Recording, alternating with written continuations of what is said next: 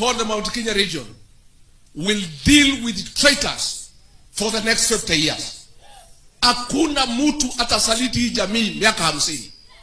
We are going to send a very strong signal kwa wale wote wamesaliti jamii ya Mlima Kenya. Wale wote wameuza jamii tumbo zao, tutawashughulikia. Pamoja na William Ruto tutafukuza nyinyi yote pamoja, one way, mwende nyumbani.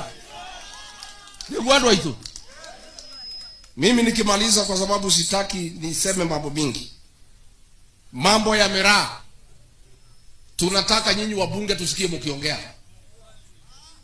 Tunataka muongee mambo ya maji. Tunataka muongee mambo ya barabara. Hapana kuweka watu kwa mabasi kwenda kuhongwa huko Karen. Mkuje mfanyie watu kazi. Tunataka kusikia mkiongea pale bunge.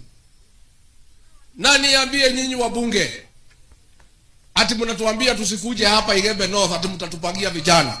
Hamujui sisi mlituona usiku. Mlituona usiku. We don't need permission from a member of parliament to visit any part of Meru or this country. Sisi ni wa Kenya. Na pia sisi tuko na wafuasi. Rigathi Gachagua ako na wafuasi wamezidi mamilioni na mamilioni. Unajua